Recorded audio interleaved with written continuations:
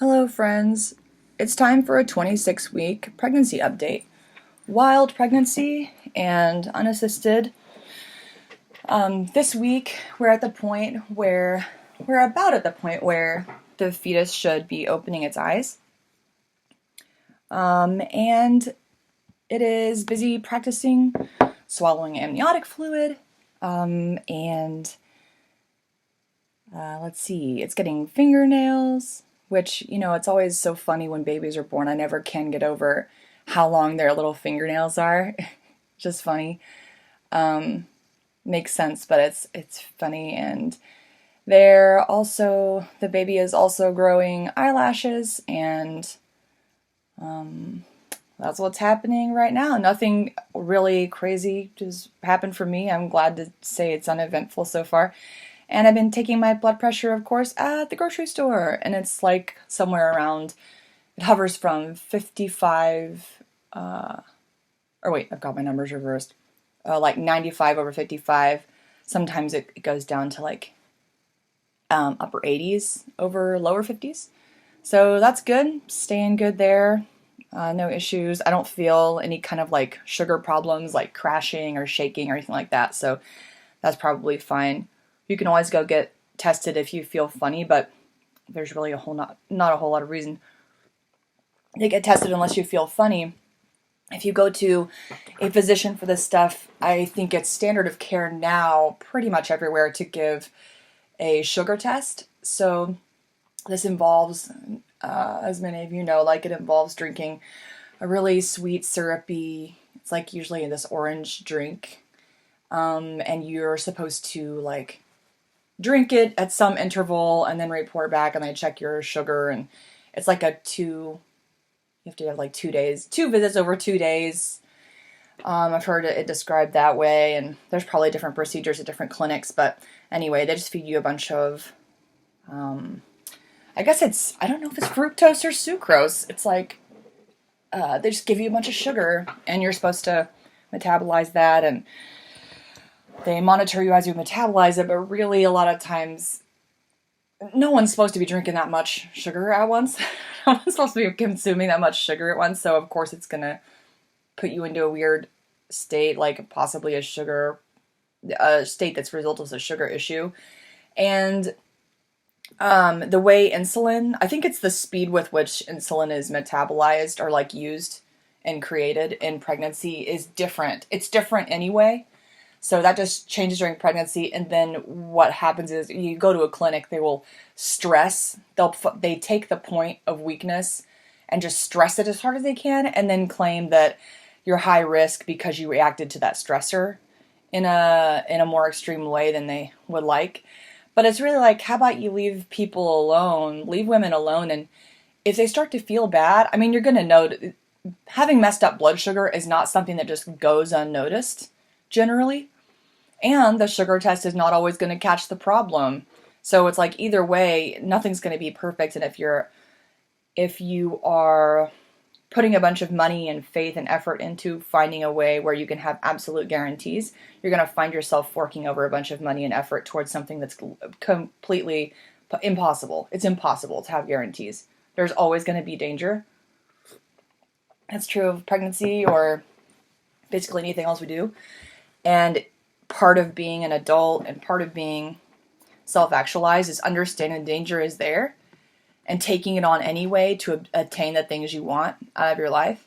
If you find that the danger survives a cost-benefit analysis, like the outcome could survive that and it's worth it to you, then you do it anyway knowing that it's dangerous. There's really no way to have a guarantee. And so many women on the mommy boards, which again I think are just packed with medical industry trolls. It's just not, there's so much unnatural conversation that goes on, and it's so much nasty, condescending, rude comments that sound like they could be coming from physicians or nurses or whatever, people who get on the boards and maybe could even be assigned to those boards, could be even paid to be on those boards talking to women. Like, they will tell you otherwise. They'll tell you, well, the only way you can be completely safe, and if you listen to me, you'll be completely safe. This is always it's always a Faustian deal. You're always going to get some, it's like some monkey's paw shit. Don't ever think that there's no danger. And don't let people tell you that you're a bad mom or a bad parent or you're doing something wrong by saying, I know there's danger and I'm taking the chance. Because that's really what you're doing, whether you admit it or not. You might as well be realistic about it. Anyway, so week 26. I don't know. I don't have anything I'm glad to say I don't have anything too specific to say about it. So I'll just go on and keep talking about some things that I've read lately and blogged about. So one thing, I don't think I mentioned this last time. So something I've noticed on the boards, various pregnancy boards, just like what Net Mums, which now has like a thing you have to approve, you have to sign up to read it, or you have to, I don't know. There's some pop up when you go to, I don't read it anymore. Baby Center and all these boards, and there are some posts by women talking about checking themselves. So during their pregnancy, doing a manual internal exam in their vagina to see, like using fingers to see where the baby is, to see if they can feel the baby. And there are so many people coming on the boards to say, oh, that's dangerous, your hands are dirty, you can cause an infection, you can do all these things to yourself that are bad, and you can hurt the baby. But of course, it's perfectly fine for a penis to be in there for some reason. It's like, the penis, like, I mean, even if a guy is taking showers, so you still, I mean, you pee out of it, pee is sterile, it's not a big deal, but you do have it tucked away in kind of a damp, enclosed place all day. And then if a guy doesn't take a shower right before and he's having sex with you, no one says like, oh, don't you dare have sex without a shower immediately beforehand or else you're going to get an infection. So it's really a double standard that they put out. And if you pay attention to the way, like the kind of points they make, you'll see they're talking out both sides of their mouths. A lot of these troll type people, or just some of them really are just Karens. But I guess I kind of hate to use that phrase. I wouldn't like it if my name were Karen and I was a nice person, so I shouldn't say that. But they're just super obedient, super cowardly people on the board, the ones who aren't shills. And they will tell you that there's all these things wrong with checking yourself, but really you should take the power into your own hands and check your own cervix and see, because, you might find out that your cervix is kind of open more than you're comfortable with, and maybe you want to get it checked out, or you might want to see how low the baby is, or see if, you think it's head down, but you can usually, you can tell by belly mapping, but you can really tell if you can feel skull down there with your fingers. And I can, since about, really in the last few weeks, I can consistently feel what I know is skull, and sometimes a little higher, sometimes it's a little lower. Sometimes I can reach it easily, sometimes I really have to stretch. I use the middle finger because that's the longest one and it really gets up there. And you want to aim toward the back, like slide your finger toward your rectum, like your colon area back, and you're going to be more likely to feel the cervix. And some women have tougher to feel cervixes that are higher up. I have a tilted uterus, or a retroverted. Uterus. So when I used to go to yearly women's appointments, which I haven't done in many years for the same reason that I don't go to clinics when I have a baby. But anyway, when I used to go, I often get the old make a fist and put it under your sacrum directive, because that helped pop the cervix up a little higher where the physician could actually reach it. So about, I think it's like 30% of women have that. And there's nothing really wrong with it. It didn't stop me. It didn't make it hard to get pregnant for me. Hasn't given me problems. I do have pretty painful periods, pretty painful cramps on the first and second day. I don't know if retroversion increases the likelihood of cramps. I've heard both sides of the story, and there are some studies that say it doesn't. Some will say it does, but anyway, it hasn't caused me any situation too crazy. And with birth, it's been completely fine, because when the baby gets so big, it doesn't really matter how your uterus was just when it's empty, because it just fills up and fills that space, and it tends to align everything just by the size of the baby in there. So it just works out fine. I don't think that my I don't think my labor was particularly harder than anybody else's. I do have pretty strong, fast ones, despite the fact that I'm naturally tilted. So it works out fine on all those fronts.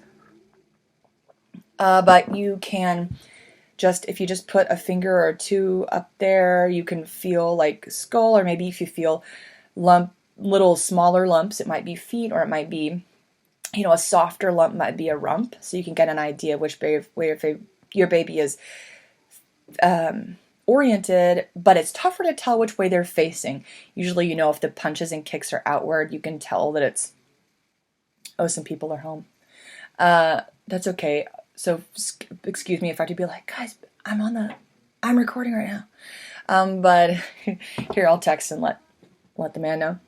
But anyway, you can get up there and feel where the parts are. And it doesn't matter too much right now. Like around 26 weeks, it doesn't matter so much where the baby is, because it will go head down later. I think it's usually what clinics tend to do is say you're good if the baby is head down and remains, stays settled kind of head down around, I think they look like around 40 or 34 weeks. And if you're all good then you're pretty much set to go. And even if you're not, either way, it can always change. It's rare. I've read women telling stories of my baby flipped during labor, flipped breech or flipped down. So that's interesting. And if you feel as you go farther along, you want to practice some moves that get baby to go head down. One way to do it, and I do this anyway, just to let pressure up off my pelvic floor and to stretch, just for the yoga factor of it. But one thing you can do is get your legs up on a, like a recliner or a couch, something that's kind of soft for the comfort, and lean down until your elbows are on the ground under the couch. So your butt is way up in the air, and then your elbows are down on the ground, and you just rest your head between your arms, or really it's good to keep your head up and stretch your back out. Do the cow of the cat cow, and do a little cat cow in that extended crazy position. But it feels good to let the pressure off where the baby is always sitting, and it lets the baby kind of move around and reposition if it needs to more easily. And it just feels good, and just hold it for as long as feels comfortable. It's just good for your your ligaments and muscles. Let some pressure off the usual ligaments that are being strained in your pelvic floor. So it feels nice. You can do that, and there's lots of pregnancy yoga moves that can help a baby turn. They don't always, and they're not always going to, but that's really just something you don't need to worry about till a little bit later. Let me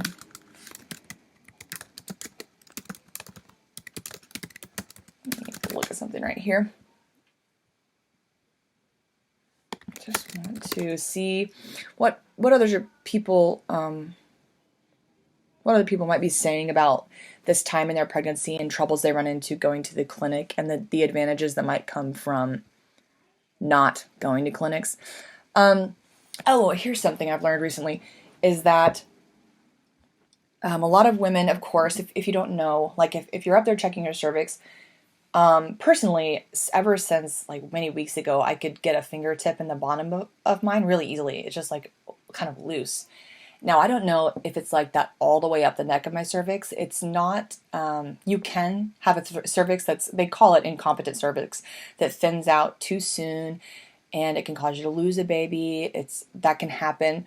But until your cervix is thinner or becomes shorter than 2.5 centimeters, they really don't worry about it too much. If you're above 2.5 centimeters long, that neck of your cervix, then you're okay. Even if you're thinning or if you're thinning a little bit, that's okay, especially toward the end of the pregnancy.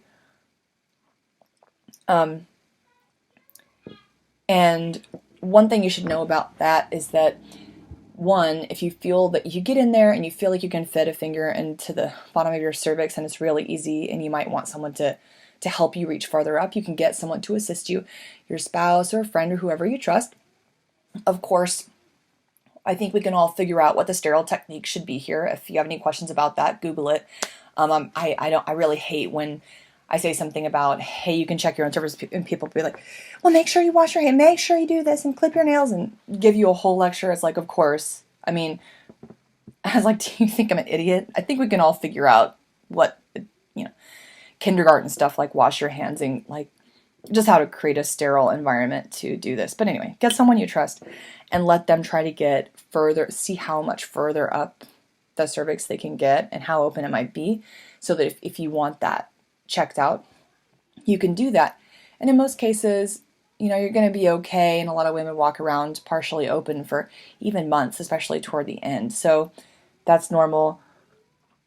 Incompetent cervix babies are typically lost somewhere from week 16 to 24, approximately in there.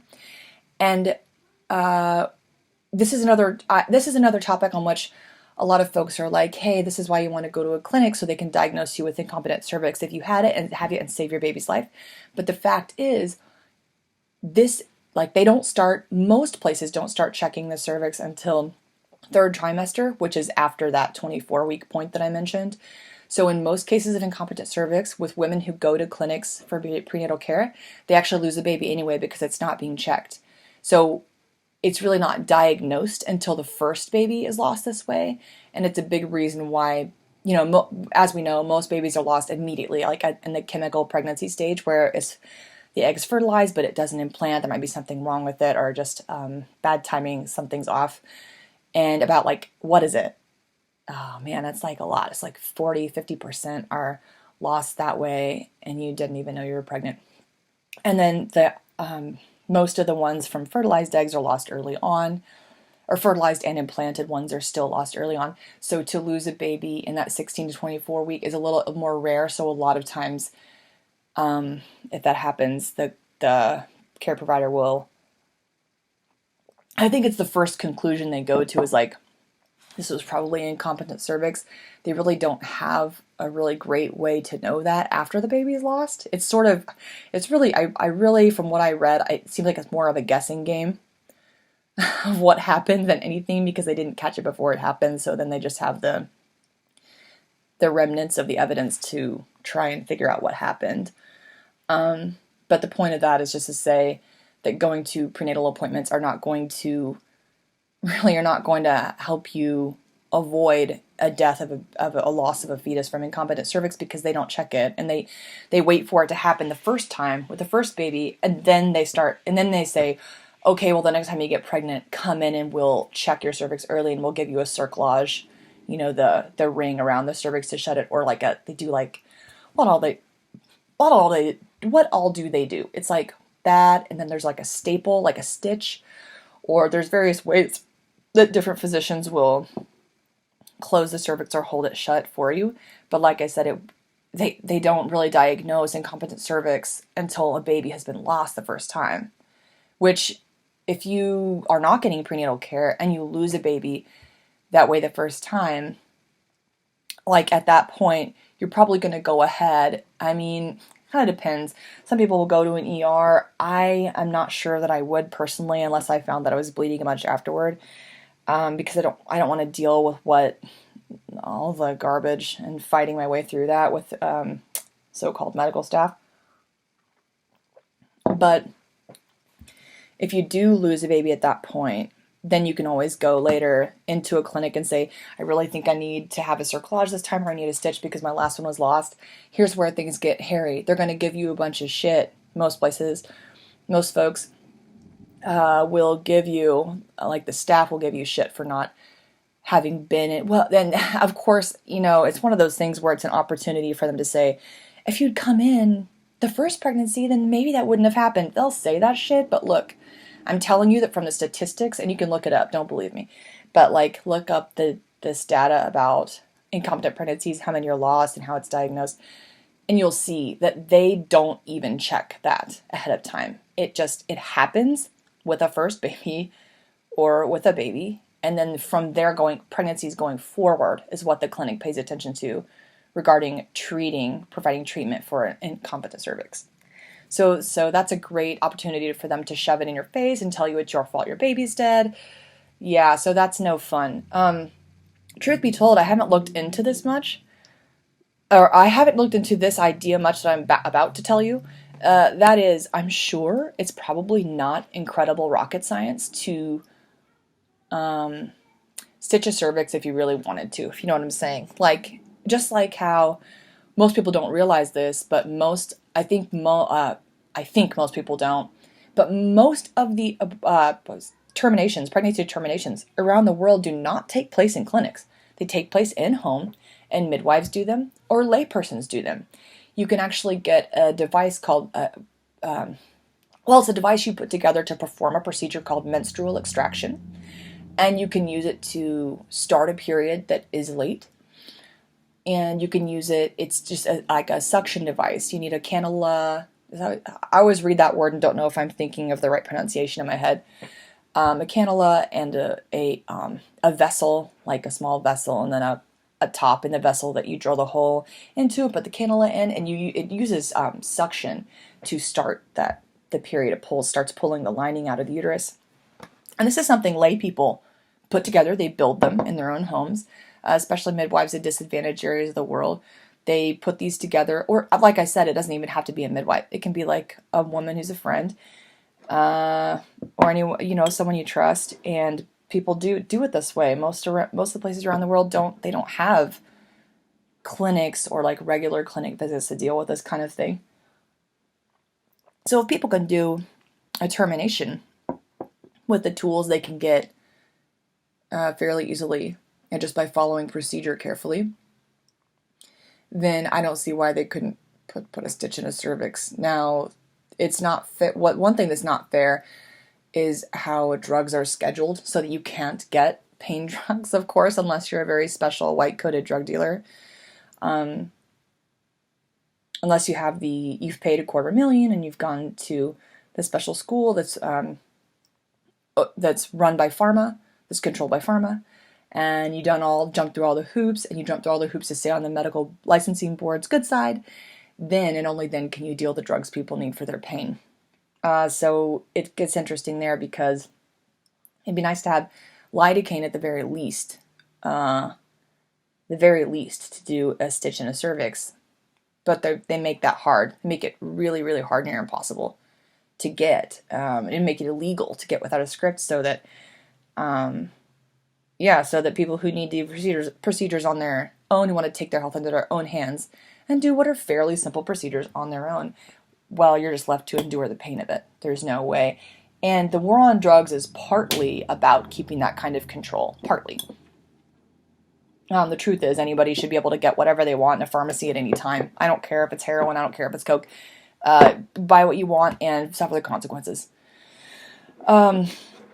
It's not wrong inherently to do drugs. What's wrong is what you might do on drugs when your inhibitions are released. And these are things that people have inside themselves anyway. Like, someone who doesn't have it in them to murder is not just going to do a bunch of crack or coke and then murder people. That's going to be the guy, almost always the guy, that's going to be the guy who had that inside him to begin with, and got so drunk or got so high. And alcohol is fine. What's with that? It lowers your inhibitions, and people commit all kinds of crimes on alcohol, but alcohol is not treated as the illegal part. The crime is in that case. So why can't we do it with all drugs? Alcohol is just another drug. So is nicotine, so is caffeine. So why are we drawing this line in the sand? Because the establishment needs people to rely on going in and getting their pain meds. And they need the stakes to be really high. If you know you're not a special white coat, and it has to be a lot of suffering for you if you dare try to take your own health into your health into your own hands.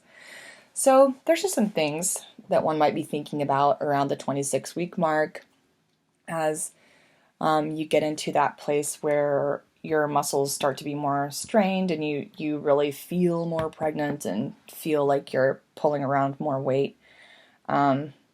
These things might just come to the front of your mind, and if you're doing a wild pregnancy, you might be wondering what you're missing right now. Like, what would they be doing to me if I were in a clinic right now? Well,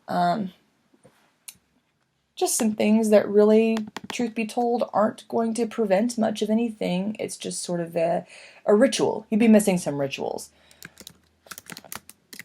that psychologically, religiously, that can make you feel better in a religious sense, just in your minds. But the real truth of the matter is you're not really any safer going to them. And in fact, you're placing yourself in the hands of someone who really has their own best interest in their own pocketbook at heart more than they have your best interest, regardless of how long the physician's been in your family, or how long you have known them, or any of that. This person's not your friend if they don't call you at home and tell you all their deepest, darkest secrets. So seeing them as your buddy who's going to help you, I'll tell you now that these people, physicians, are not putting you first. They're putting themselves first. You come somewhere after that, not even second. And they're going to they always talk about the baby. They don't really care about the baby, but they very rarely will express care and concern and like a loving kind of care for the mother and the mother's health, which shows after the birth as well when the baby's getting checkups and there's no mother checkup. That's so weird. But let me just see where the glucose test falls in the span of the pregnancy here. Most women, here it is. So most women have a glucose screening test between 24 and 28 weeks of pregnancy. So it would be right here in this pocket we're in now, the 26 weeks.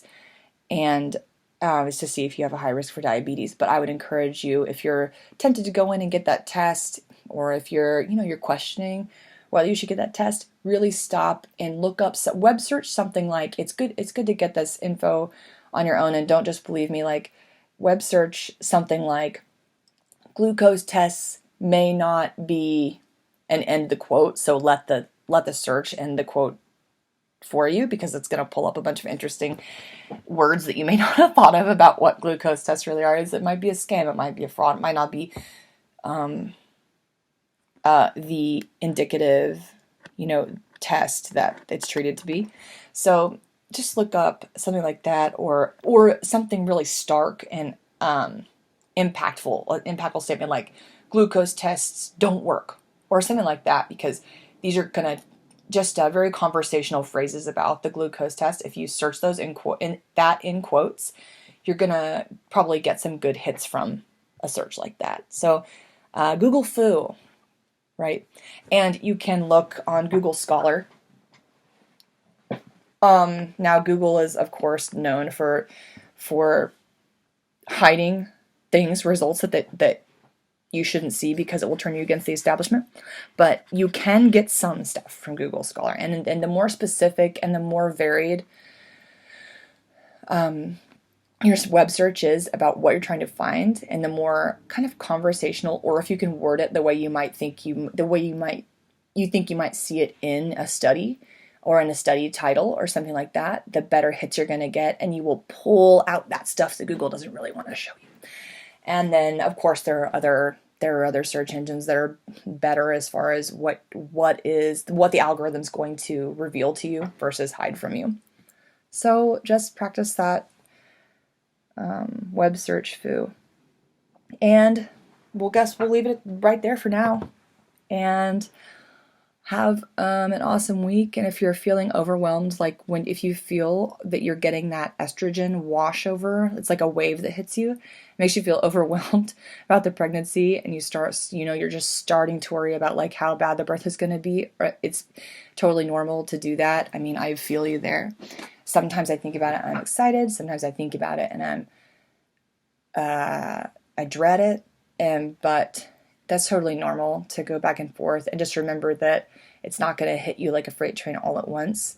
That it's going to for most women, it's going to, the labor process will ramp up slowly and kind of get you there as it, you start, and then you pick up some speed and you flow along with it. So if you're just starting to think about that and worry about it, that's totally normal. I do it, and I think most of us do it.